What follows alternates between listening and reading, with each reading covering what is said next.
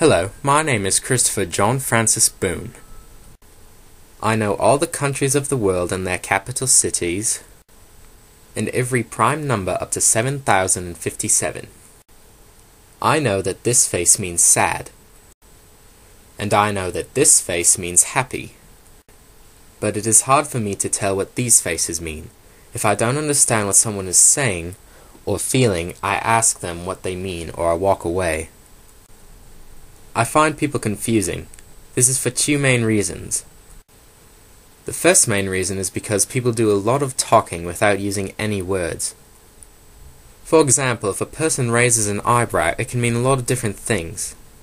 It can mean I want to do sex with you, and it can also mean I think what you just said is very stupid.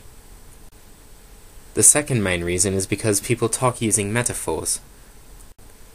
An example of a metaphor is, he was the apple of her eye. The word metaphor means carrying something from one place to another. A metaphor is when you describe something by using a word for something that it isn't.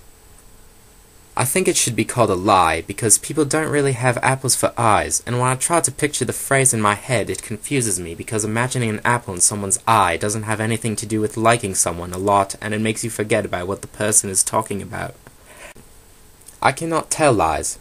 Mother used to say that this was because I was a good person, but it is not because I am a good person, it is because I cannot tell lies.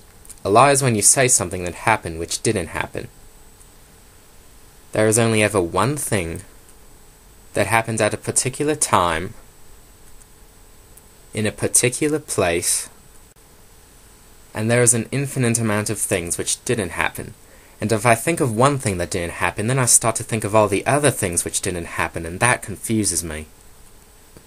I do not like it when people ask a lot of questions or when they talk too fast. When this happens, I make a noise that my father calls groaning. I make this noise when there is too much information coming into my head from the outside world. It makes me feel safe because I can't hear anything else. I don't like it when people shout at me. It makes me scared that they are going to hit me or touch me and I do not know what is going to happen. I also don't like it when people touch me. Sometimes father wants to give me a hug, but I do not like hugs. So instead we spread our fingers out like a fan and make our fingers and thumbs touch each other's. That means that he loves me. On the way to school, if I pass 3 red cars in a row, it means that it will be a quite good day. 4 red cars in a row means a good day. And 5 red cars in a row means it will be a super good day.